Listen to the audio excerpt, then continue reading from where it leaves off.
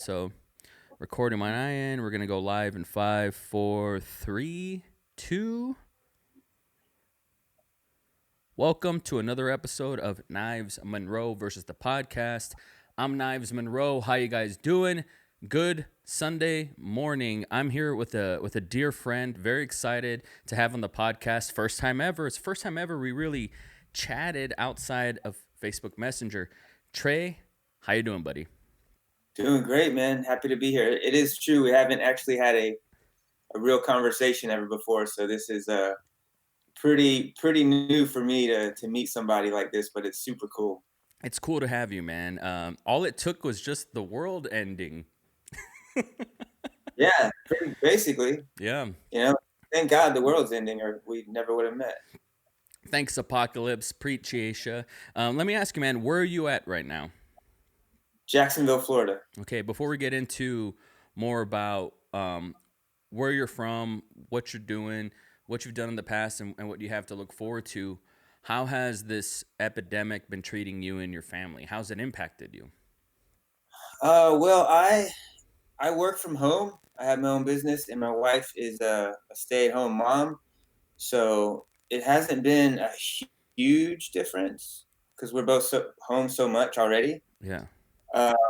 But it's definitely I'm ready for it to go away. You Yeah. know, A hun- I would love to be able to just go work and shoot and go to the gym, just whatever, little stuff. yeah. Do you have family over there outside you and your wife? My brother lives here, and my niece and nephew live here. And how are they doing? But they're doing okay. Everybody's kind of just stuck where they are. But yeah, that's most of what I have here. So I have family in Texas and also Denver, Colorado. Right. I remember you mentioning that. So, Yeah, what do you do for work right now? I do video production. So we we provide like all types of different things for local businesses here in Ville. Really just helping businesses communicate who they are, what they do, how they're different. Hmm. Also, putting systems in place that can streamline things that they do. Right. So if they have sales agents, we get sales tools in their hands so that they can multiply their sales and, instead of knocking on one door at a time, you're knocking on, thousands at a time with these tools. So Holy smokes, that's legit. Like, are you talking about Salesforce or something? just videos that basically are, keeping you from repeating yourself over and over. Like Okay. if I'm working for a company and I'm selling something, I can only talk to one person at a time. But Yeah. if I capture my message in a video and that's in my email signature and it's, part of my daily routine with how I engage people, Yeah. now it's something that is accelerated. So Yeah. So that's really interesting stuff. I want to get it more into um, the what and the how as far as sort of video production theory. I'm fascinated about that. It's kind of like I feel filmmakers, especially now more than ever, and I'm going to call you a filmmaker, a video production person. It's just where I come from, right? I feel like some of us are magicians that keep our tricks as a secret from other filmmakers away. Like I'm not going to tell you everything, right? So I'm always fascinated to know how people do stuff behind the scenes. So I definitely want to get into that. But I'm curious, Trey, how many birthdays have you had? 41. That can't be true. 41. You're 41 years old? I thought you were my age. Yeah, it's 1978, July What? 18th. I am shocked. Yeah, Everybody in the comments, who looks older, me or Trey? That's not even funny. Oh my great, gosh. great. I would have never guessed. That's so cool. Okay, so now this changes a lot. 41 years young. That's cool. Where were you born and what did your parents do? I was born in San Antonio, Texas. My dad has had a auto repair shop, and he had a big car lot, and he had a body shop. He did that like pretty much my whole life, and then he sold his business a couple years. Was a nurse who's also retired now. So that comes with being 41. You have parents that are retired at that point. So Yeah. Wow, that's so cool. And growing up, what was that like for you in elementary? Did you have siblings? What was that like? Did you go to high school in San Antonio? yeah, yeah. I moved halfway through high school. I moved here to Florida. Yeah, I had a brother and then two sisters that came much later on. Hmm. Uh, I'm 16 years and 20 years older than my two sisters. But yeah, I just had a big close family in San Antonio and really good close friends. I've always been, blessed to have a tight circle of good people around me my whole life. It's just been like a constant theme. Hmm. Were any of your parents in the military? Mhm.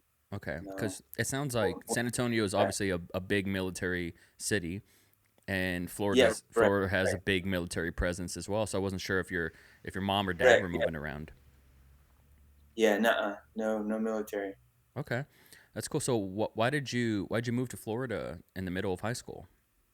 My parents got divorced, and my mom, remarried my stepdad, who was doing a residency to be a doctor. So he had to come out here, and I actually was at a boarding school for 2 years, and I would visit my mom here in Jacksonville like every month, Okay. and I just she made me move out here. I was just like I was falling apart. Yeah, dude, divorce during that age has gotta fucking suck.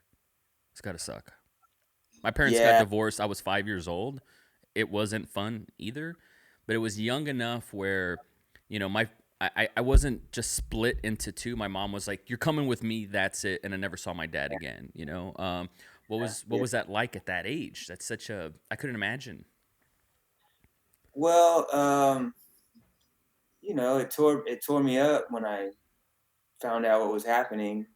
Um, I think I think the harder part is, going forward 10 years, 15 years, 20 years, like the lingering effects. That's been the hardest part, Hmm. because when I was 16, I was like in love with high school and friends, and like it was a rush. Like all through high school was a rush. Of course. But then, 20 years later, when it's time to sit down at the Thanksgiving dinner table, and you're trying to put all the pieces together, and who's coming this year and who's not, and you know oh, so and so's in the picture now, and Yeah. it's not like last year, and next year will be. It's just like it never goes away. Yeah. How old were you when you had your first child? 41. Okay, so you have a brand new newborn, brand spanking new, hot off the presses. Yeah, Okay, so yeah, it's been I don't know if you've had enough time to process this, but I'm projecting here. I grew up with a lot of mom, daddy issues, baggage of just like if you've ever seen Fresh Prince of Bel Air, there's this whole episode yeah, where the dad comes back in the picture for Will Smith, and then he just leaves him again, and Will has this great supposedly improvised moment where he says, "Man, why doesn't my dad love me?" Right? And as a kid, I felt that shit. I was like, "How could you just abandon your child?" I never understood that. And I'm 32 years old. I've been a dad and a stepfather, which I don't talk about too frequently because it's just being a dad. I yeah, love my stepson and my blood daughter so intensely, and sometimes some days in different ways. But still, I would die for both of them. It's just sure, nothing's gonna change that. But before I had my birth daughter in 2014, I remember she wasn't my wife at the time, but my girlfriend who I knocked up, Claire, who's been on this podcast many times, she said, yeah, "Don't worry, it's gonna be fine. You have the dad gene." And I was like, that can't be because my father abandoned me and like his father was a piece of shit and that it was just like the whole bloodline of just terrible dads. Yeah. But when my daughter came to this planet and I saw her be born, I was like, oh my god, I love this thing. Like instincts I had no idea were there kicked in, Yeah. and just kind of a tangent, but a couple No, I months love it. couple months ago, my brother had a baby, so I went to South Texas, the Rio Grande Valley, to be there, and I got to hold my niece, who was just like a couple minutes old, and Yeah. instincts that I didn't know were there. Because now that I have my kids are a little older, I don't, you know, change their diapers and shit, but like all these dad instincts kicked in where I just wanted to rock this baby and hum to the baby and feed, and I was like, wow, all these things are there. I was so grateful because a Yeah. part of me was like, what if I have a kid and those instincts aren't there? Like, what if I don't give a shit about my kid? Like, I Yeah. was so afraid of that. So, do you feel like that all that just to ask? Like, do you feel that divorce baggage? It's always it can never be buried. It's always right at the surface. And having a child now, like, do you have to confront that? And how do you reckon with that if you do? There might be some subconscious connections, but I think when I was in my late 20s, I moved in with this family from my church, Hmm. and I was at that point, I was always afraid that I would be able to have a family because it was hard to imagine just being at home all the time with the same people all day long. True. And this family that I was with at the time, I lived with them for about 2 years. They had two sons, husband and wife. The father really encouraged me to be there more Hmm. because he could see that I kept running around and spending all my time with friends all over the place, and he was trying to instill that familyness inside of me. So I started doing it. I started being around more, and I realized that I could do it. Yeah. I was like, man, I could be a family man. I'm here. I'm doing it. I can see it. And then the next piece was, just praying for the right woman, Hmm. and that's not something that I mean. 10 years later, I was married. It was a long ways before I actually met my wife, Sophia.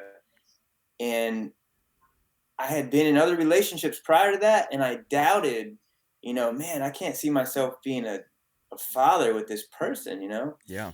I met my wife, she just gave me the confidence. I knew I was like, I can see myself being a dad with her. Like the way she's gonna love me, the way she's gonna love the kid, I'm in. Let's go, like 100%. Yeah, that's when you know that you've really found somebody. It happened that way similarly to me as well. I was one of those guys. I was like, I don't want to be a dad. I don't want to get married until I found the woman that I wanted to trap, and I was like, this is the one. This is the girl. And same thing with children. Like when I met my stepson, I was like, this is my guy. I was like, I love this guy. I'd want to be a part of his life. And if it wasn't for him, I Yeah, don't know if I would have. I mean, he knows this, but if it wasn't for my son Aiden, who was 7 when I met him, I don't know if my daughter would exist because I really wanted to be, linked to this kid somehow. I loved him so much. So totally, man, that's what it takes. Sometimes you don't know it till you see it, right? yeah. What was it Oh about? yeah. What was it about your wife at that time before she was your wife, where you were like, this is the one? Not I've to always put you had on a the lot of spot. whatever you want to ask. I've always had a lot of like confidence in the way I can read people, Hmm. and I think that's why I've always been fortunate. One reason that I've been fortunate to have good people in my life. Um, but I could just see that. I just saw a mother and a wife in her. I mean, I don't know if I could break it down, but she just was, nurturing and unselfish, and she loved kids, and she had a really close family. She comes from she's Lebanese, so in her family, that's like, I mean, they all hang out constantly. They're like super tight. Like even now, her family lives down south, and they FaceTime like it's nothing, just Mm. always. Mm-hmm. Is that like do you feel like that's a little different than how you grew up? Um,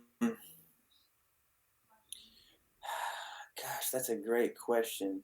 Because I grew up with a tight family, I'm not too on the up and up about but Lebanese culture. That's why I ask. but in my family, you kind of grow up and move away, sort of thing, and then all get back together Mm. for Christmas and family reunions. And Mm. you're still close, but I feel like in the Lebanese culture, it's more like there's not so much of that. You're moving on into your own life kind of thing. Huh. Very interesting. So you've gotten to Yeah. know her family a little bit, would you say?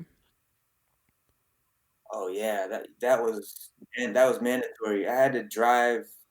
We lived 4 hours apart when we met. We Yeah. met on a dating app. So I had to drive and meet her dad immediately. And Oh man. he sat, he sat me down in the living room. And I mean, I had met him like not even 5 or 10 minutes. And now we're sitting down in the living room. He's there, my wife, her sisters, her brother. They're all there just like looking at me. And I just met all of them. And her dad was asking me stuff like, uh, what do you want to do with my daughter? And he said, so you like younger women? I said, I like Sophia. And, know, he's like, if you respect us, we're going to respect you. If you ever do anything to hurt my daughter, I'm going to hurt you. Wow. And Wow, he had the I, I, talk. I actually really appreciated it. And I was looking forward to it because I knew how I felt about her. I was eager to show him, like, I see what you're doing. You're calling me out, and I'm totally ready to prove to you that I'm really like serious about this. Yeah. So because people beat around the bush so much, and I don't know. I don't like that. Yeah. I like when someone respects you and they're direct and you know what they're thinking. They cut the So it was great. crap. Yeah, they just cut the bullshit and go right for it. No, I agree. We dance around our feelings too much, and I think because of that, we end up wasting time. Right? We're not being transparent. So I think if you can save a lot of time if you just kind of cut the bullshit. You say, here are the cards on the table, and now everybody knows what we have in our hands, so to speak. And so it's kind of hard. Do you have a little boy or a little girl? Girl, little Okay. girl. I mean, let's be honest. When she's that age, dating age, you might be the same way. You might want to know, like, is this the right guy? You want to know. No, I definitely will be that way. I mean, whether if your child's a boy or a girl, you're gonna want to know. You're gonna want to know for sure. Because this is your family. You're gonna bring another member.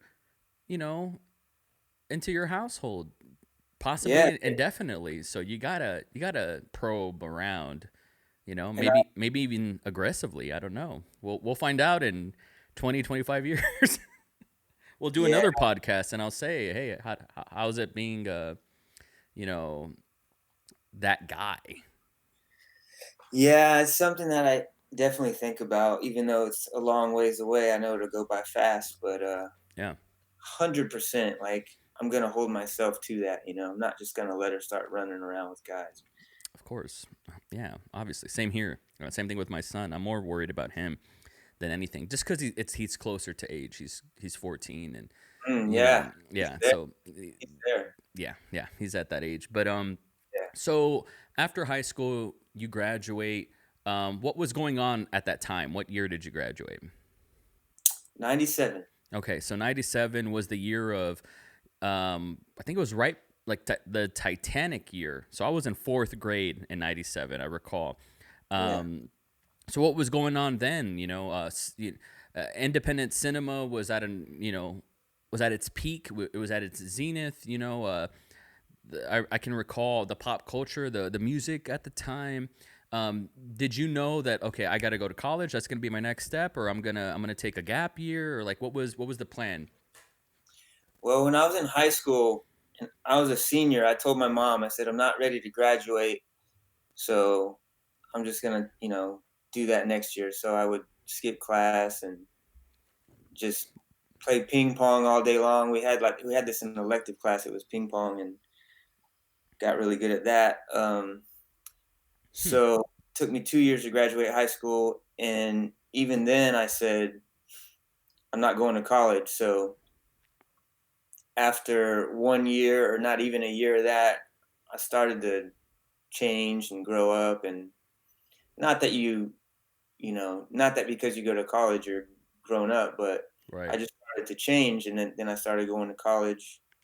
But I didn't get into any film stuff until late 20s. Mm-hmm. So I was a personal trainer, and I worked at the gym that I went to school at, and I even continued to work there after I graduated college there. But I always felt like I had zero interest in doing anything unless I was really into it. So I watched a lot of people like stress out because they didn't know what they were going to do for a career. Yeah. I never cared. I could care less, and unless I knew that it was something that I was passionate about. Wow. So even back then, so you ended up going to college after all. What did you Yeah. major in? What did you get your degree in? Sport management. Okay. I mean, it was something that I like sports, and my best friend was in that major, so we took up all the classes together. So Yeah, that's cool. And was that 4 years? Because I'm a college dropout, community college, so I really don't know much about the world. yeah, no, I mean it could have been 4 years, but I stretched it out. Nice, nice. And so you ended up being a personal trainer. Do you still dabble in that from time to time? Because how do you escape that life? Um, I As I built my video business up, I started training less and less, Hmm. and right now I have one client with like 2 sessions left, and after that, that's I'm totally finished after that. You see, yeah, it's one of those kind of hard to escape that life. I mean, health and wellness is hotter than ever. In terms of the awareness that I think like your average American, knows how to get a six pack now, right? And now it's like they need to Yeah, be pushed in that way. And yeah, diet, I've never seen in my lifetime like diet. Now my mom makes green smoothies. Shout out to my mom. But like 20 years ago, right, she's not fucking with kale. So yeah, right, that's I could see that world kind of being immensely valuable in perpetuity. Even outside of the video world, and also in the video world, I've met tons of people that are like, "Hey, film my workout," film me yeah, sparring and stuff like that, and it's cinematic, right? Like I've filmed a few jujitsu sparring sessions, and it's fun. You want to get in there, and it's really cool. So that sounds good. So in your late 20s, how did you get bit by the video bug? When I was a little kid, I used to pick up my mom's video camera and I would make little skits and stuff. Mm-hmm. And then in college, anytime there was a chance to do a video presentation, I would always ask, or excuse me, a speech, I would ask to do a video. Yep. I don't know why. And then the teacher would usually say yes. Um, my good friend and my best friend in college, we used to do a lot of that Jackass kind of stuff before there was Jackass. Oh, you're talking my language now. You're scratching my itch. Yeah, yeah, we used to do all kinds of stuff like that, and it was all on video. Yeah. And then I just was doing those little random things, and a person here or there would say, "Man, you're good at that video thing. Like, you should. That's what you should do." And I was like, "Yeah, right." Like, I didn't sit at that table in high school. I sat with the guys that like sports and stuff. You know what I mean? Like, it took Yeah. me a long time to accept the fact that I could be creative or artistic. Like, there was a huge barrier, and Mm-hmm. people just kept telling me over and over, like, "Man, you're good at that. You're good at that." And then finally, I was just like, "Well, I maybe I am," and I just started doing it. Yeah, that's the product of the time. There was like we were more segregated back then. You were either, the gym person, the jock, or you were the the weird nerd who Right. understood aperture and ND filters and things like that. Right. And yeah, so back then, now, I mean, the jocks are the ones that are Yeah. living for the gram, and they have their phones and they they know, So I never thought about that, man. for You're right. sure. Yeah, I mean, I graduated in '06, and even I struggled with that. Like, I was considered, out there, a freak. My school was very ignorant. Like, some people, I'll say, there's a lot of gems, but at the time it was like, hey, real Hispanic, but hey, wait, you a freak? Like, just for, gosh, anything, like liking wrestling, liking Jackass. Yes, last night I was watching my wife and I don't know why we did this, but we're not fans of Taylor Swift, and I apologize if you are, but we put on a documentary called Miss Americana on Netflix that was like this puff piece about Taylor Swift. And they would cut to footage from 2003 on videotape of her being like at a talent show or some shit and being like, my name's Taylor Swift and this song's called, whatever. And it was like, oh, that's cool, like there's footage of her doing that. I told Claire, when they make the Knives Monroe documentary, the footage they're going to cut to is me pepper spraying my friends and throwing each other into canals and backyard wrestling and being like a wannabe jackass. Like, I don't just say that. I'm semi proud of that, but also that's my legacy, Like, I recorded hitting my friends in the head with steel chairs just because I wanted to have something to edit later, Like, I didn't know that I was a filmmaker yet, but it was Right. just something that was there. And so, do you still have videotape footage? Like, do you have the evidence of all this jackass tomfoolery? Yes, we have like a couple hours of it. You got to hold on to that. Then that's It's on precious. VHS cassette. We need to transfer it. It's like getting worse and worse. Like every time you watch it, it gets worse. Oh, you got to transfer it while you still can, man. For sure, for sure. I highly recommend that. Just when they make the Trey Vollmer, I hope I said your last name right. Just when they make the documentary, at the very least. Yeah. Yeah, I needed that nudge, man. It's something that I just never get around to doing. So what I ask most creatives, like video people on this podcast, most of them have done wedding photography or videography, or have at least recorded one wedding. How old were you when you did your first wedding? I'm gonna assume that you did one. I did a bunch. It's kind of a rite of passage. I still do them, but only like I might do one a year. Like I'm doing one in Disneyland or Disney World. I get the two mixed up. I'm doing Yeah. one of those in June. I think it's June. Um, First one was for one of my best friends growing up. I was in the wedding and I filmed the wedding. Um, Whoa. so Multitasking. I was late 20s, like right when I was first getting into it all. Yeah. Yeah. And have you had any disasters? Because I filmed enough to know this ain't for me. I don't want to do it personally. No, I haven't had any disasters. I'm pretty firm about like what I take on. Um, I think that it's kind of my personality to be careful about moving forward with things, jumping into stuff. That's smart. That's smart. Okay. That's cool. When did you get your first, I call it art money. Like, when did you get your first paycheck or something being creative? Because that's when you know, oh shit, there's money in this. I can actually make a living and do this. Oh, I can be my own boss, so to speak. Like, when did that first happen? Uh, right when I got my first camera, so in my late 20s, um, the family that I live with, one of their boys, he played in this flag football league. Mm, So I reached out to the guy that owned the whole thing, the guy that ran it, and just introduced myself. And I said, "Hey, man, I got this idea. I want to get out there and I want to film these games and just sell DVDs to the parents." yeah, And I smart. said, every DVD that we sell, everybody that sees it, like they're watching your business, and That's right. um, I said, yeah, man, you gotta let me on the field, man. Like, let me get out there, like right in the middle of it all.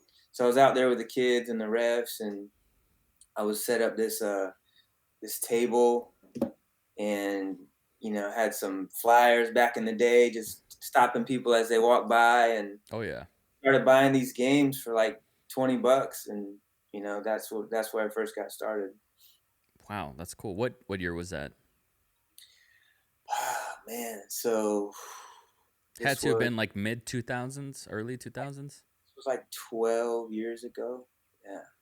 12 years ago. Gosh, help me out here. I'm trying to do math. Like 2008.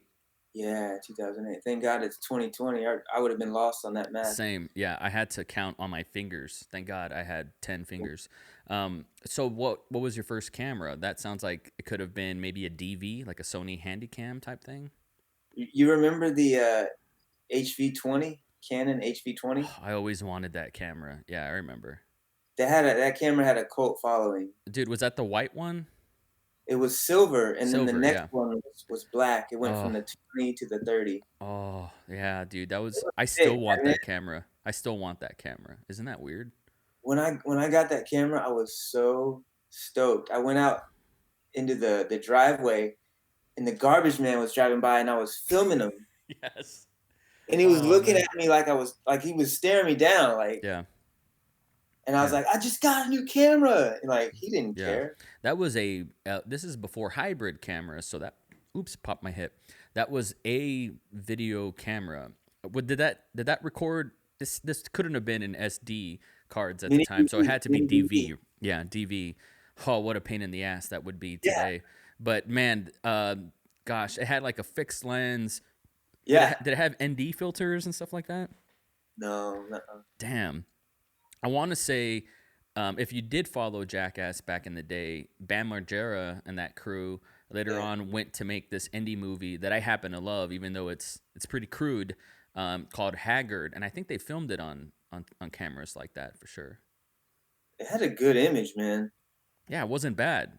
That must have been a $2,500 camera back then.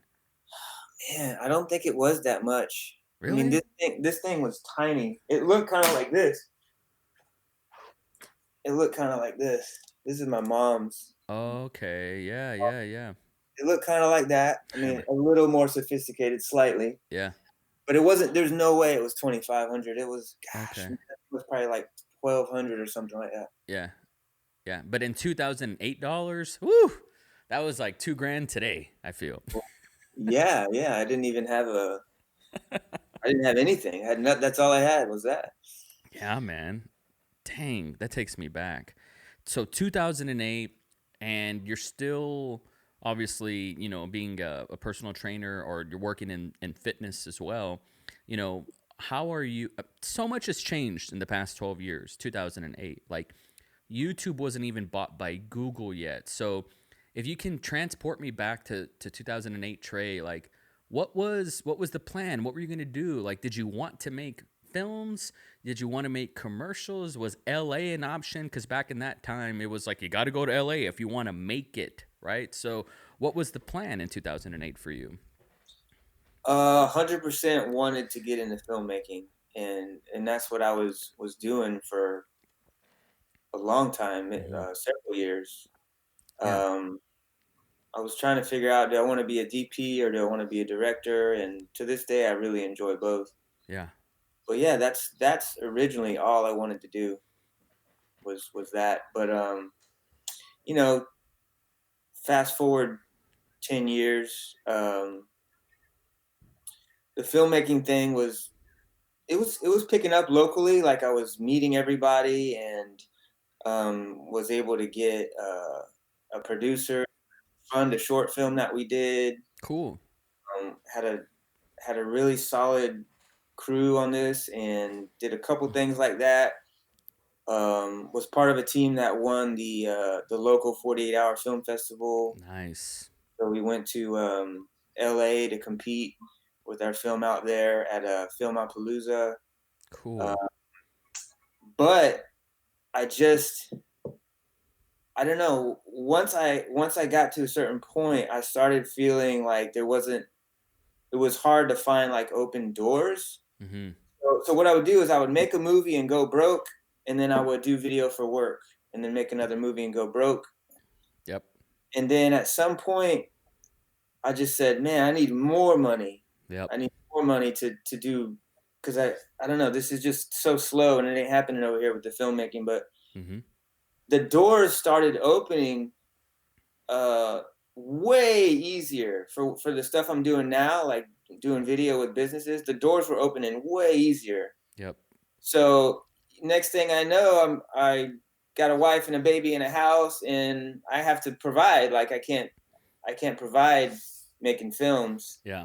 I know. but ended up loving what I'm doing now. Like I I'm really happy with it. How many years did you try to make a living producing films? Like, how long did you give that the old college try? Oh, probably about 8 years. And I mean, I would still like I mean, that's a love. lot. That's a lot of reps. I mean, you get to meet a lot of people during that time. There's still a lot of value. It's a lot of experience. You get to work with different DPs and maybe different directors, different writers, creative minds. You know, so Yeah. you're still stacking up. Yep. Excuse me, some skill during that time. Eight years is nothing to sleep on. That's how I found out about you though, because I was still in that like diehard filmmaker Mm-hmm. mode, and you were doing like you were in that was it Frugal Filmmaker on Facebook? Mm-hmm. Yeah, You were doing Facebook Live. I hijacked that group and kind of was like a whore about it and was like I had stuff to say, and at the time like frugal filmmakers in that group were not trying to be like on screen personalities. Not that I was, but I knew that I could go and do this and just talk up a storm or whatever and start some shit. But also it was right before I think people were starting to figure out that we don't need to spend $12,000 on a camera Yep. that we're going to invest in filmmaking where there's no money in as far as in True. America this whole creative middle class like that's I was like and if you're going to produce and if you don't have anything use your phone and I was just really kind of like taking this big brother approach to my fellow filmmakers who I did not want to see there's such a camera porn culture and everything. And so I really had a lot to say during that time. So I guess around 2016, 17 is probably when we saw each other. Yeah. Yeah. That's probably about right. Yeah. Yeah, it was just seeing you doing those Facebook lives because back then nobody was doing Facebook Live. Like Yeah. you did a Facebook Live, you were like, I mean, like super brave, like really putting yourself out there back then. I still think you're pretty brave if you do that. It's not easy. Yeah. Yeah. Yeah, but I don't know if you hear this from other people, but you were very inspiring. Like, Oof. you know, hearing the things that you were saying back then. I remember having like a couple times where I just wasn't feeling motivated, and I would just watch the stuff that you would talk about, and it would give me that boost to keep going. You know? Yeah. Well, thanks, man. I think I was saying that maybe 30-40% of it was to kind of boost myself. During that particular era was like very rough financially for me. Like I was getting kicked in the teeth and I already had kids and I had a very small apartment, but I was trying to make it and my commute to work was like this 3 hour like just bus drive that like beats you down. It's kind of like the Joker, Joaquin Phoenix, just like walking up the stairs every day just to get his prescription medication. And I felt beaten down. And so part of my refuge was just, oh yeah, I had to remind myself, I'm a filmmaker, God damn it. Even if I only have a phone, I'm a filmmaker because poetry is in the eye of the beholder. And that's what Orson Welles said, God damn it. And if J.J. Abrams was 16 years old, he'd be making jackass films too on his phone. And I would just like, why am I just saying this in a vacuum? Let me put it out there. And so I wasn't trying to be inspiring. It was just, trying to light the fire and all of us, because sometimes, especially moments like now, which is why I was honored that you wanted to do this podcast. And this is why I wanted to kind of take a step. I kind of wanted to raise the stakes a little and do it live, which I don't always do. But it was one of those. I think now I know people. They're home. They're home. around noon on a Sunday. You know, it's a lazy Sunday for all of us, and it's going to be like that for a while. So if we can activate someone who has probably put their creativity like on the mantle and is like, I'll get to this later. It's like now is a good time to invest in yourself. And that doesn't mean take out a loan and buy a red dragon. That's not what I mean. I just mean, tap into the inner child that likes to play with the green screen or likes to write or, tap into that imagination, because as soon as we lose that, I feel like we're lost forever, And so thank you for that. All that just to say thanks. I'm not trying to be inspiring. I spaz out sometimes because there's sort of like these little soapboxes that I get on are kind of like notes to myself from when I'm down because my lows are fucking low, bro. Like I hit rock bottom a few times a year emotionally because this grind is hard, man. It's just like you. Like it's hard to make a living, making short films and films. Like what I do, I take photos.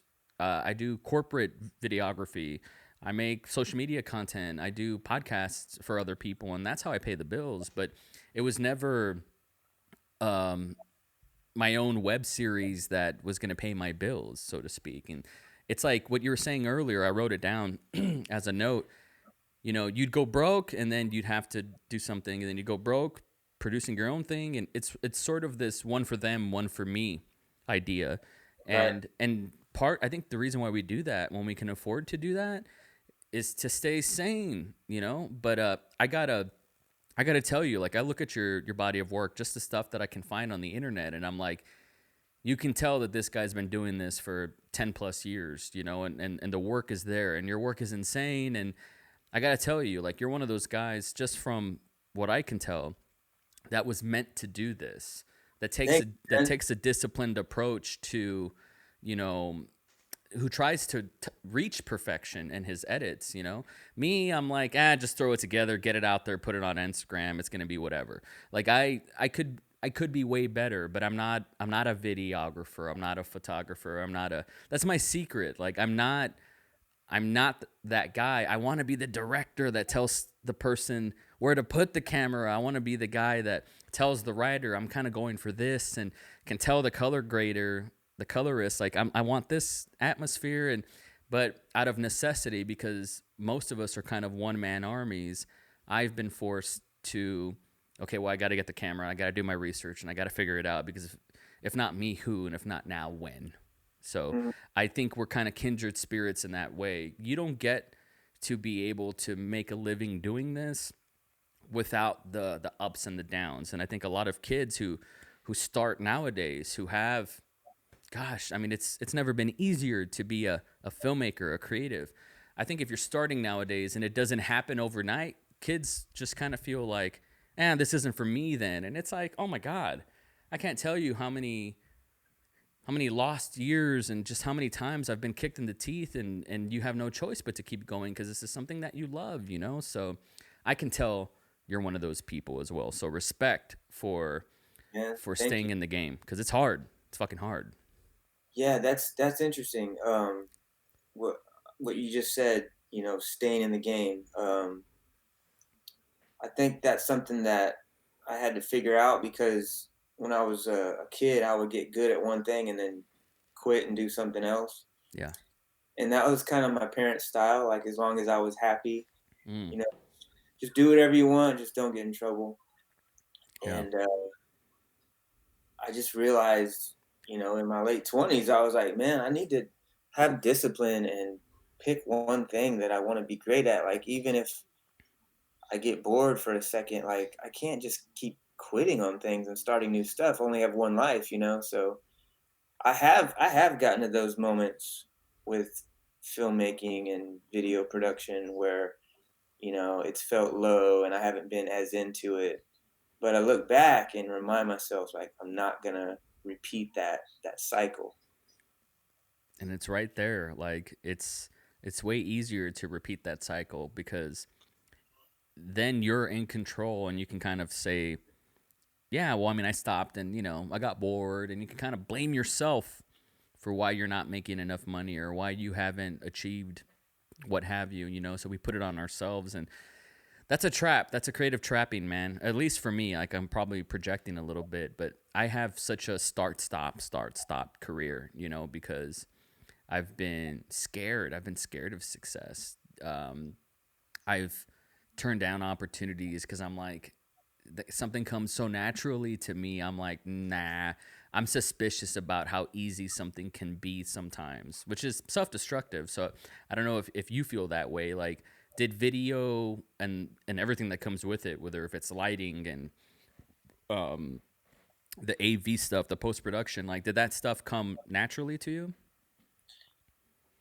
Yeah, it did, but even if it comes naturally, the work and the time that, as you know, goes into all that, it's like, no matter how easy it comes, it's gonna be a lot of hard work, and you're gonna have to spend years and years to even get close to what you imagine yourself being. Like, how when you first start making something and you see this amazing thing in your mind and you go make it and it looks nothing like what you wanted or envisioned, but you could create it in your mind.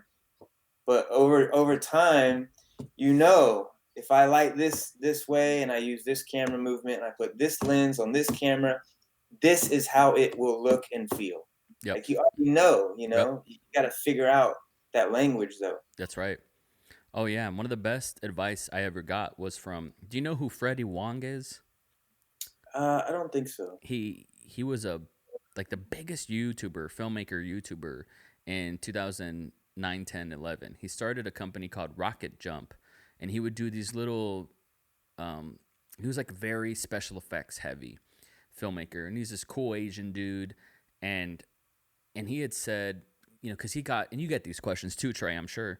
You know, what camera are you using? What lens are you using? What do you use to edit with? And when you meet other videographers, it's like two dogs smelling each other's butts, and it's like, what are you using? You know? And Freddie said, look, it matters, but like filmmaking is a language, and unless you have to practice that language every day to get better at it, to get fluent at it. And that was sort of this massive unlock for me in 2011 to be like, oh yeah, like stop fetishizing the gear and just get better at the language, you know, because then when you graduate to more sophisticated and fancy gear, you'll be able to take everything that you've learned with that, right? So that's something that we don't talk about enough because it's not sexy, and it's not like selling a product. It's not selling the new Canon EOS R5 with the blah blah blah. Like, it's not. I feel like people are bored or something, and they think that whatever comes out of the box is going to be the thing that pushes them to the next stage in their career, when it's like, no, you need to learn the language first. Filmmaking is a language. And I mean, it's so well put what you said. Do you have any? Can I say something to that real quick? By all means. I like that you said something a few minutes ago about, you were paying me a compliment saying that you feel like I'm someone that was, built to do this That's right. or Came natural to you. natural. Um, and the whole gear thing. Yes. I think when you're first getting started, the gear thing is very interesting. It's very exciting, but it's a dead end. I feel that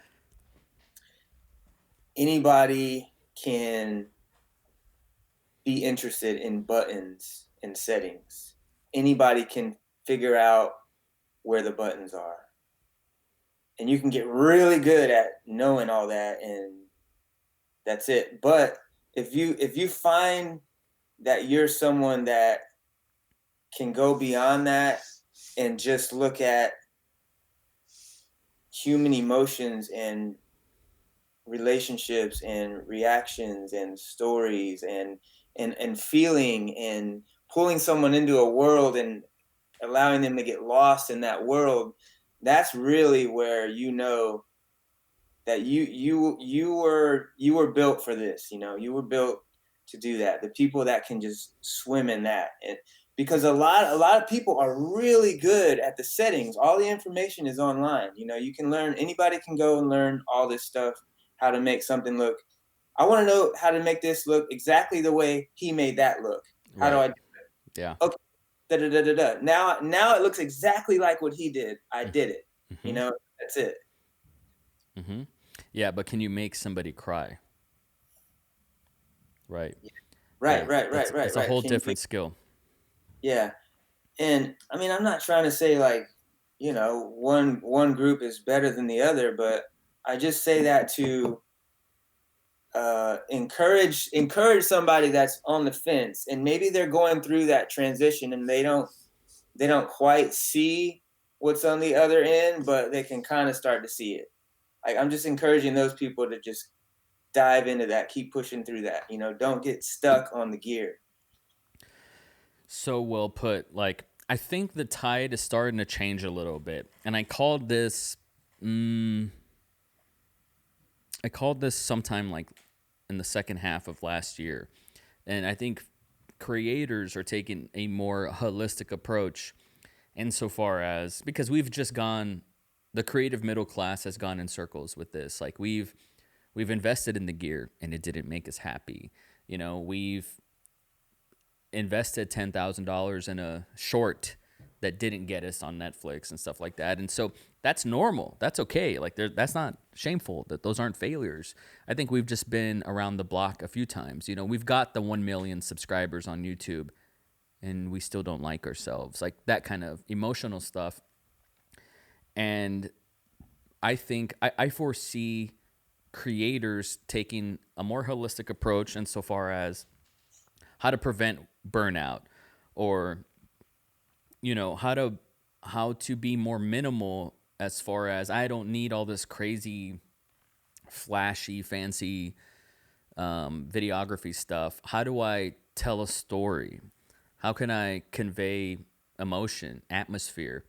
How can I work on sound as opposed to video? Like sound is not appreciated as much as it is supposed to be, in my opinion, when it comes to these sort of productions.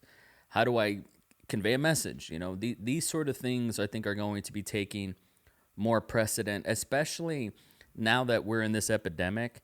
And gosh, what is it like? Something like 6 million Americans filed for unemployment last month.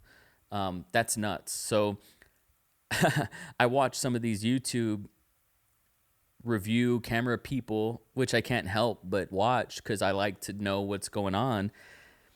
Yeah, And it's like they're selling me stuff. They're salesmen, and that's cool because they got to eat too. You know, they gotta. I understand. I respect sponsorships and stuff, but and they got to eat. But it's kind of tone deaf in that why are we talking about that right now?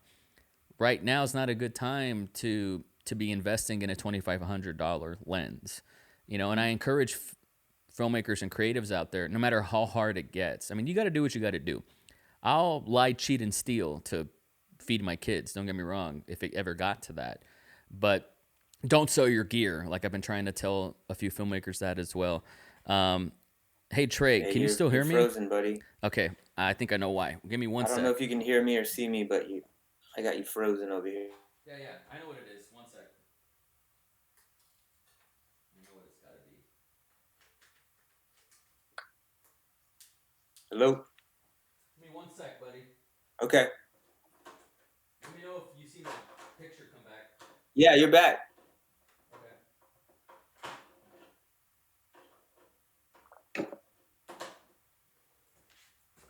So what happens when you're doing it live? All that. God damn it! One sec.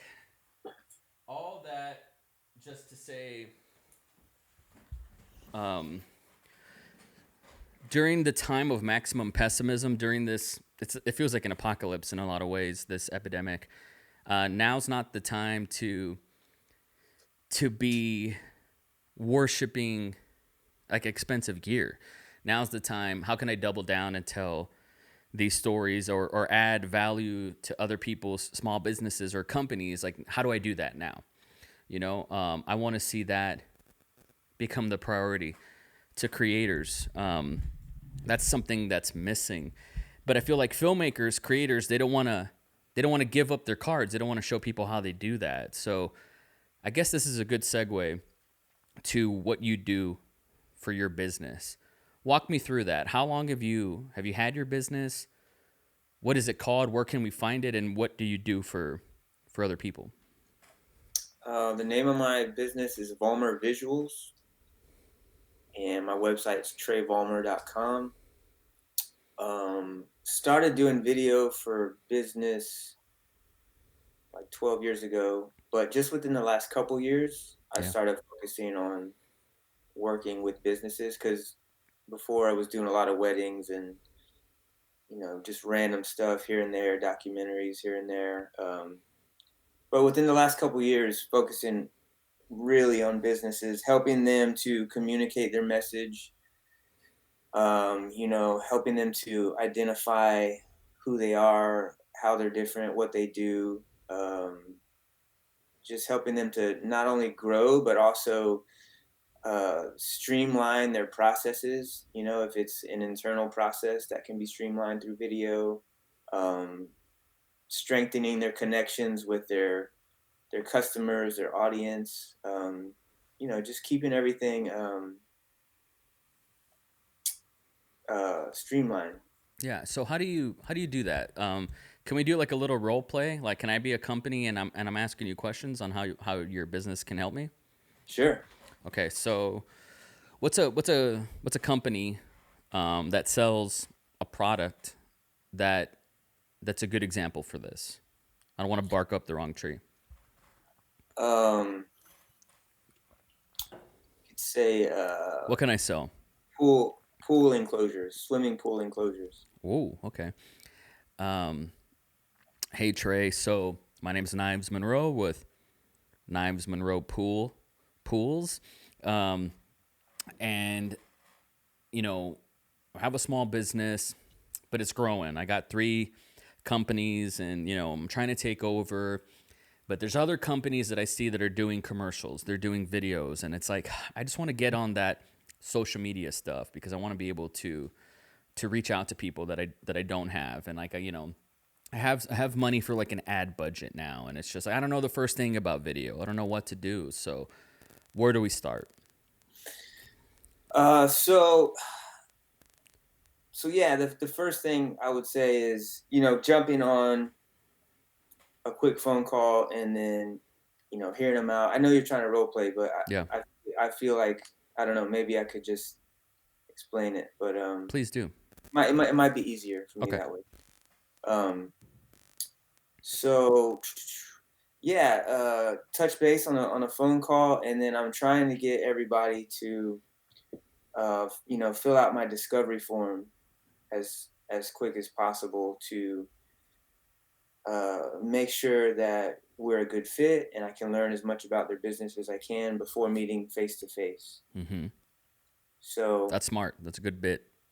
yeah, so once I have some information and we can see that we're looking like a good fit, um, then we'll have that meeting and we'll talk more about really just what their goals are for their business in general. Because a lot of people when they want to talk about video for their business, they already start thinking about the creative side of it. Mm-hmm. So you want to get people totally away from that and have them talk about what they really care about, which is their business. Mm-hmm. And by that, do you mean selling more products or services? So one of the main things that I provide is called a video business card. I Uh, like that. That's cool. so pretty much any business that whoever you are, you could use a video business card, and especially if you have zero video in your business. Mm-hmm. So it's a 2-minute video that captures the entire essence of your whole business. It's you, the business owner, on camera talking about your business, not straight into the camera, but off to me. Mm-hmm. Interview style. Yeah, people get to meet the real you. So that's my whole goal in a video business card is to not just explain what you do and how you're different, but to create that environment to where people feel like they're meeting the genuine you because a lot of times video gets really misused and people just stand in front of the camera and they talk like this. My name is John. Like, one of the most powerful things about video is you can meet somebody without actually meeting them. So if you take that away, you might as well not even make a video. You might as Yeah, well just use text. for sure. So, so creating that environment to where you meet the business owner, and you can decide, by the end of that video business card, you're going to know everything you need to know about whether or not you want to do business or not with them. That's awesome. And when you sign a business up and they want to work with you, they have the money and they're easy to work with. They answer the phone calls, they fill out the forms, they meet you in person. They're game. They're either comfortable on camera or they're comfortable with the idea of you getting them comfortable on camera. And after you create that video business card, is that all right? Peace. See you later. What's the next step for their business that you can help them with? It comes with a implementation, like a marketing plan. Mm, So when that whole thing's finished, you're gonna get an email with that plan, and it's gonna walk you through how to use the video business card, where to put it, and a lot of these things are things that I can see. Like, if someone puts it on their LinkedIn profile or their Facebook business page, hey, you didn't pin it to the top of your Facebook business page. Remember you got to pin it. Or if right. somebody emails me and it's in the email signature, I can kind of keep up on a business, make sure that they are implementing it Yeah. properly. Yeah. Smart. No, you have to do that. Because it doesn't matter how amazing a video is, if you know how to use it, it's worthless. 100%. One of my, as far as work, like when I'm filming something, I need to know where's it gonna go. Where's it gonna go? Like, is this for a LinkedIn audience? Is this an Instagram story? Or am I just is photos the priority here? Where is this gonna live? Is this gonna be on YouTube? Like, as soon as you know the destination, then you can deploy all your resources to be like, oh, well, then it needs to be like this, Yeah, and it needs to have these call to actions or what have you. And yeah, so if we put it out on Twitter, like we got to pin that tweet or something like that. So for sure, like you have to thoroughly know natively the destination of where these videos are going to end up. So that's a very very smart touch. Are you a one man band? Are you comfortable answering that? no, I'm not a one man band. I do stuff on my own, but usually I have somebody with me. Okay. There's usually me and at least one other person. Have people that help me edit. I have animators, graphic design artists. So really, I was a one man band, but I'm transitioning into creating a video agency that can service all those different areas. So, Cool. Yeah, but that's I wanted hard. to comment real quick on the video Please, business card thing, because you please got me. do. I like what you were saying about the implementation stuff. So I think that just with video, a lot of times people jump into it too fast Yeah. and start creating. So if you're a videographer, or you're the creator, you're maybe used to jumping in a little too fast, and the same for the business owner. They don't know how to do any of this. So, Hmm. but we we provide a 1 hour strategy session, Smart. and within that strategy session that comes before the video, like, you need to be really really firm about what they want. Yeah. And if you don't believe, if you say, hey, how are you different, how is your business different, and you're not convinced, well, you're the first line of defense. you need to Hmm. you need to pull more out of them. You need to, Yep. like, why did you really get into this industry? Like you said, you just did it because it's cool. Like, Right. that doesn't convince me. Like, let's talk some more about this. You Mm. got to dig and dig and dig, and then once you feel like, wow, now we really got something, then you go out and make it. That's very important, and I'm glad that you made that distinction.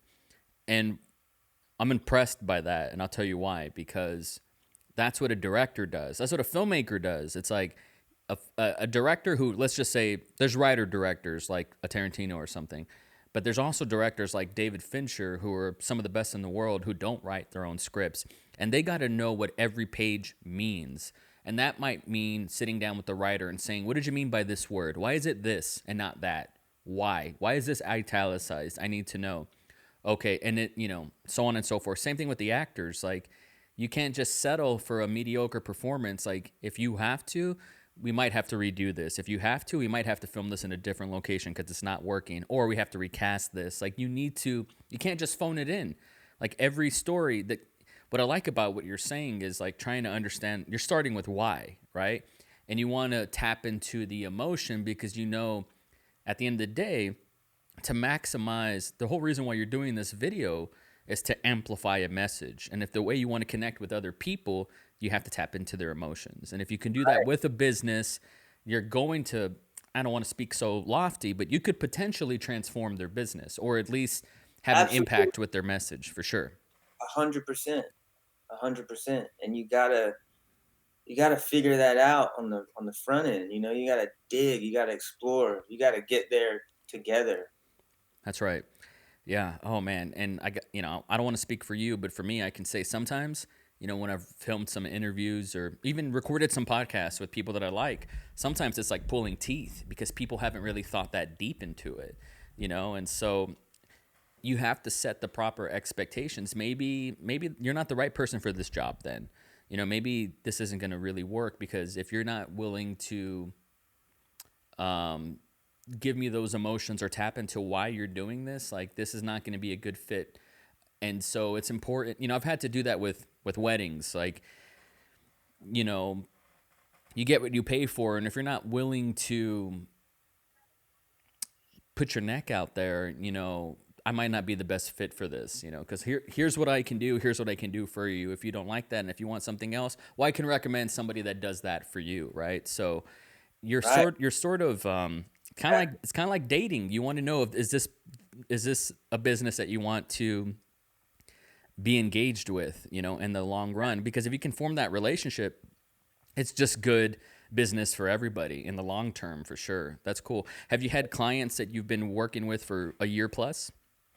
Oh yeah, for sure. That's cool. So how do you provide this? I'm sorry, I'm putting you on the spot, but I'm fascinated by this. How do you provide value for a business, and that when it's not just checking off the boxes of like, we do this, we do that, like years down the line, and you've wowed them a few times, how do you continue to wow them with what you do?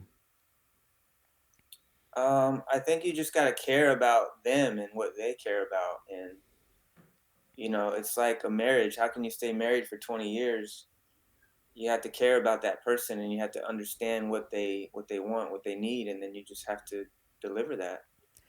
Yeah, yeah. I mean, it's kind of like knowing their love language, I guess, and maybe that means telling them that they're beautiful, or buying them a gift, or like helping them out in a new way. So I guess you have to remain flexible in that way. That's amazing, man. I really respect what you do. It's hard, because so many of us, and it's also part of the reason why I would do these Facebook lives is I wanted to help creators make money, and some of the advice that I would give is if you have camera equipment but you don't have friends and you can't produce your own film, then I implore you to go find someone that's making a movie and go record behind the scenes footage for their movie.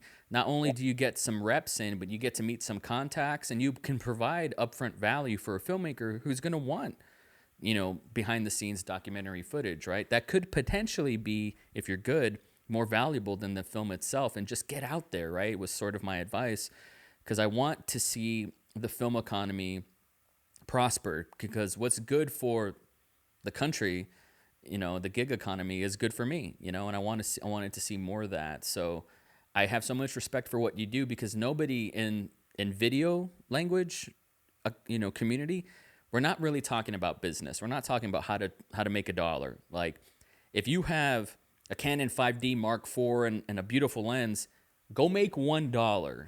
It takes work. It takes skill, and we don't we don't talk about how to make money enough. Not in a sleazy way, because and I struggled with this for a long time. Like the conversation about money. Like for a while there, I did so much free work because I just wanted to work. I didn't even want to have the money conversation. I must have filmed 10 music videos before I finally charged somebody for one, because I just wasn't comfortable with saying, "Hey, $500 for this," just because I gotta cover my costs, But to be able to have that conversation on how to provide value and how you, I mean, I did this great podcast with a filmmaker who is a wicked wedding videographer. This guy is just amazing, and you know, he wasn't afraid to talk about upselling and how to make money, and I was just like, filmmakers, creatives, we don't have that conversation, I can't tell you how many young kids have reached out to me to help me, asking for my help to help them produce a feature film, but they don't have a business plan on how to make their money back, and it's like, damn, we don't talk about that enough. And so I really appreciate you having this conversation with me, because not only are you creative, but it sounds like you're a smart businessman, and those are few and far in between. I don't know why, but they are. Yeah, yeah, yeah. I think that a lot of creative people, when they approach a project for a business, they're thinking about the creative side of it, and that's why they're scared to ask for money That was me for a long time. because they're thinking about what they're going to get out of it. That's right. But if you think about the business owner and really try to understand how they feel and where they're coming from, then you're approaching it more from the perspective of you're helping somebody and you're providing a service to where it's more about what they're getting out of it and not you getting a new piece of art. Mm-hmm.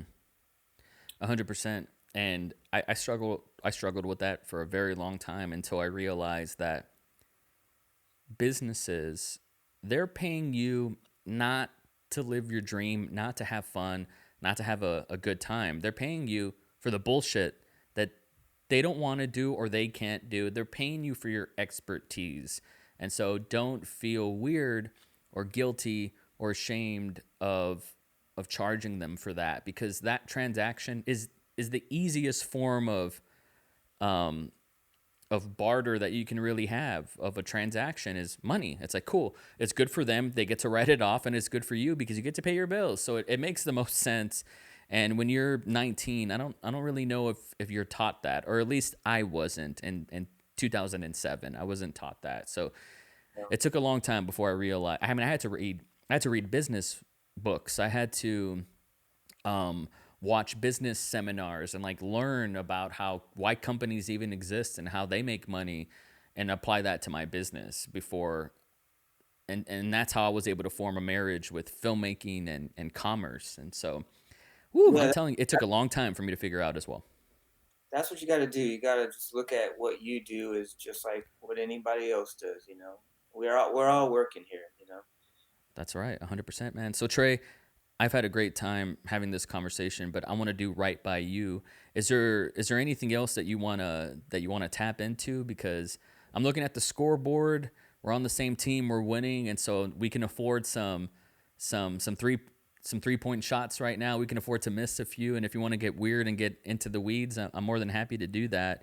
Anything else you wanna get into while I have you on the call? Um, just off the top of my head, I'm sure there's some things, but I uh, I just noticed what you said recently about your superpower being your vulnerability. Mm-hmm.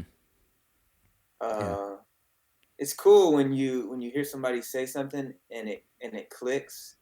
Cause I watch your stuff, but I never thought what you that exact thing that you said. But Yeah. you said it, I was like, man, he's right. That is him. He's able to just speak his mind, and so that's something that I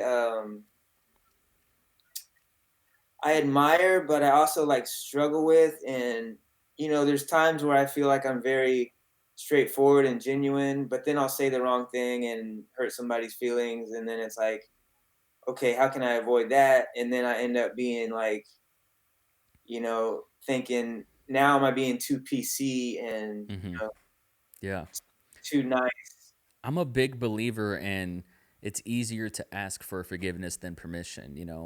Going back to trust, like what we were talking about with your father-in-law. He needs to trust you and so on to bring you into the circle. And so it's the same thing with social media. It's the same thing with connective tissue, like Knives Monroe.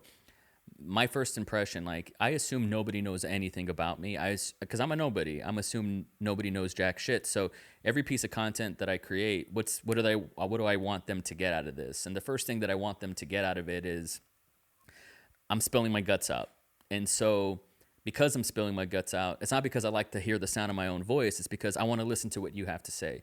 And so sometimes that means tearing my heart out and giving it to people and say, how are you doing? And you'd be surprised how many people just want to talk about themselves because they keep a lot of stuff in. And I'm very interested in that, And so it's the same thing with filmmakers. There's so much like pretense of trying to look cool or be cool or say the right thing all the time. And it's like, if I hurt somebody's feelings, it's not because I'm trying to hurt your feelings. Like I've only been angry like so rarely in my life where I'm fucking berserk. All I see is red, angry. And it's never my intention to hurt somebody's feelings. And if I do, it's just because I want to cut the bullshit, cut the crap, like your father-in-law did. And I want to get to a higher level of consciousness. I had read once that you cannot solve a problem with the same level of consciousness that created it. You need a higher form of consciousness to solve a problem. And I'm a problem solver. My whole purpose in life is, and it's funny, and you said it, and I'm not going to lie, it made me very happy. When you were watching some of my rants back in the day, and if I said the right thing at the right time that made you be like, oh, that's cool, I needed to hear that, that's why I do it. It's in my mission statement on my podcast, which is to activate dormant creatives to really just be the most that they can be. There's so many people that need permission to be excellent. They need permission to be vulnerable. And so my superpower is not that I'm the most vulnerable or something, but it's to be vulnerable first. So I implore you, man, like this whole PC thing, don't say anything that you're not willing to support and back up and everything, but don't be afraid to be wrong. Everybody wants to be right all the time. Like political correctness is simply about being perceived optically that you're right, when really there's more power in changing your mind. There's more power in saying, yeah, I don't believe that anymore. I change my mind all the time. Like my friends hate me for that. They'll be like, you said this was blah blah blah last year, and I'm like, yeah, but I saw it 10 more times and I changed my mind. Like that's power. So the whole vulnerability thing, it's just something I learned about myself. There are some people that are like Peter McKinnon that make the best image, and that's their superpower, and that's cool. And I feel bad using Peter in this way, but I don't think he's the most vulnerable. I think he's 51% more of a salesman than he is, than I see the real person. And I bet he's a great guy, great father, great human, but he puts up this invisible barrier to kind of I think protect his image and his maybe feelings and personality. But the times I connect to somebody like him the most is when he's being real and he's talking about depression or talking about burnout. And it's like, that's the stuff that I care about. Because the knowledge, I can Google anything, I can Wikipedia anything and learn how to do something. But the emotional stuff of like, how do you learn to accept yourself, love yourself, like yourself, feel good about yourself? You teach a person that, they're set for life. I believe that. Yeah, yeah. And my hope is that we can find ways to be successful and genuine at the same time, because I work with a lot of different businesses, and I'm interacting with successful people, and in my opinion, most a lot of successful people, you don't really feel like you're getting to know them. as much as you would like. It feels good to get to know somebody, but usually the people that will just like stop and show you their whole self, with who they really are, they might not be the next millionaire or whatever, but Right. you know, not that, I'm not trying to be a millionaire, but I do want to be successful and I want to provide for my family, and nothing wrong with being a millionaire either, of Right. course, Of course. obviously, but just finding that balance between being yourself and also being successful. It hasn't been easy, but it's Hmm. something that I desire. You said something earlier, like the first 10 minutes of this podcast that I wrote down. And you had said, when you were something like 15, 16, 17, around the time that you're moving, around the time of your parents' divorce, around the time when you're tapping into what you're good at, you know, and also, to use your word, like quitting something and moving on, but also like going to college and you're going to give things time. And you just seemed so thoughtful, you seem so kind of in your head, self-aware, like at that age. And I think that's very important, and it struck out to me like emotional. And one thing that I'm very big on is emotional intelligence, EQ.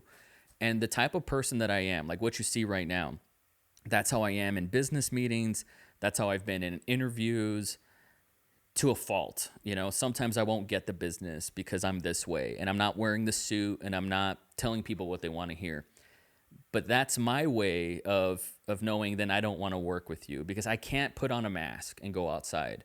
I mean, unless of course it's to get water and I don't want to get a disease, yeah, I'll put on a mask. But no, like I can't put on a mask of masculinity that is not on brand or not who I am, because I can't keep up with the lies. Like I just can't, and so sometimes that hurts my wallet.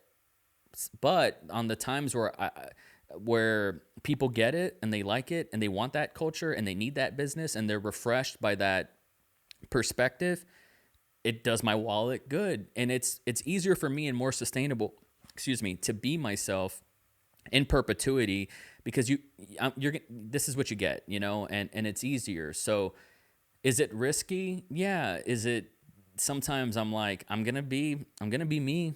You had mentioned meeting your future father-in-law. When I met my future father-in-law, I had already knocked up his daughter, so Claire was already pregnant. And I remember shaking this guy's hand and being like, "What's up, Dad? I'm your son." Like I didn't want to impress him. I wasn't trying to earn his respect. I had already, I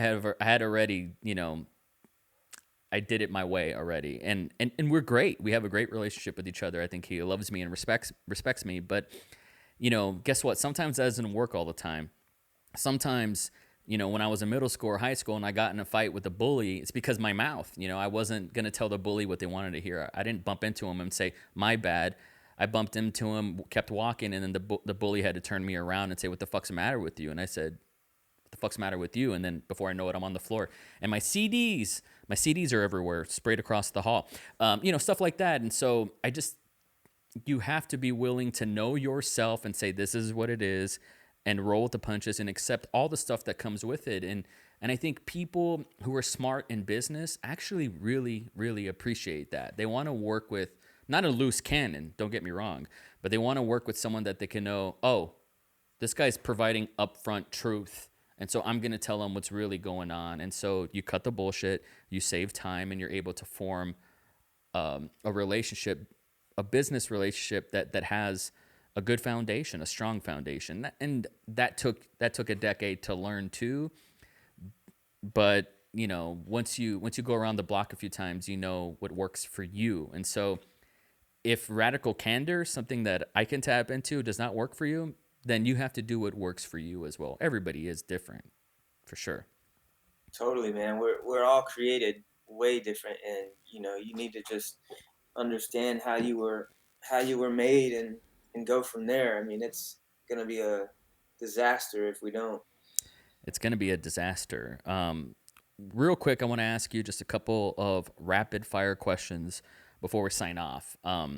Yeah. So you had said in the beginning that that filmmaking was the thing that you wanted to do, and you did get to do it. You know, I've never won an award like a 24-hour film festival award. I've never won anything because I suck. But for you, you know, you've been around the block a few times. What were some film directors or movies that like inspired you, and you were like, "Whoa, that I want to do that," or something like that? The very first one was Shyamalan, Mm-hmm. and after a while, I really got into Scorsese and Tarantino are probably my two favorites. Yeah, those are big ones. What is a project that is on the internet that people can search for that you're proud of, and you're like, maybe it didn't get as much love as it should have, but what's something that we can search for you and be like, whoa, this is dope. We did a short film that was pretty much a true story. We found this transcript from a guy that lost his wife in 9/11, Oof. and we turned that transcript into like our script for the short film called Ground Zero. Whoa. Um, we did that, and then we did a short film called Dose. Is So is that Dose, on YouTube? I think it's on maybe Vimeo. Okay, cool. I gotta look for that. That sounds fascinating. So we did that, and then we did a short film called Dose, um, which got into some film festivals, Central Florida Film Festival, maybe like three or two or three different festivals. But we actually had a producer that like gave us a little budget, and we had a casting crew of like probably 15 people. That's the best. Yeah. So, but that was kind of the last thing that I really like did on that level, and that was maybe like I don't know 2 3 years ago, and then the rest. So Yeah. What is obviously look, and maybe we can save this for another podcast, but this pandemic is affecting our state of mind. It's affecting our businesses. It's affecting our country economically. I mean, we're not in a recession yet, but by the time this quarter is finished, I mean, we're going to be able to call it a recession for sure. So many people are losing their jobs. Obviously, we want this to pass, and it will pass. But what does the future look like for Trey Vollmer? Like, what do you want to do? What are some benchmarks that you want to hit? Obviously, you have a young daughter, a newborn baby, and you want to spend some time with her. But, you know, what do you have to look forward to for this decade? What are some big goals? What are some short term goals? I think for me, when I think too hard about how it's all going to play out, I get overwhelmed and Fair discouraged. enough. But my hope is ultimately in God, and it's not in the things of this world. And that's the only thing I have to turn to when I feel overwhelmed by this world. So that's very, that's the superpower that keeps me stable and at peace. That's heavy, man. And I guess my last question is, where can my listeners and the people who are watching right now, where can they find you on the internet? Say, I'm a small business and I want to see what you're about. What can you do for me? But also, where can people support the cause? TreyVolmer.com. That's my website. Awesome, cool. So I'm gonna link that in the description. Trey offered so much upfront value and was very honest. Every question that I asked them, he was very giving in that. So something tells me when it comes to your business or even your own personal brand, I think he can help you out as well. So if you want to reach out to him, his website's going to be in the description. Trey, this was a lot of fun, man. I was so Yeah, excited to do this. Thank you for allotting some time to be able to chat with me and tell your wife thank you for letting me have this time. It's so selfish, it's self-indulgent to do a podcast, and so I know it's a lot on a Sunday, and thank you so much for your time, man. It means a lot. you too, man. I enjoyed it tremendously. That's why you're the best. I appreciate you, Trey. Hey, don't be a stranger, man. Reach out, and I want to do another one of these very soon. I would love to, buddy. You're the best. I appreciate you, man. Thanks so much. All right, you take care. Take care, brother.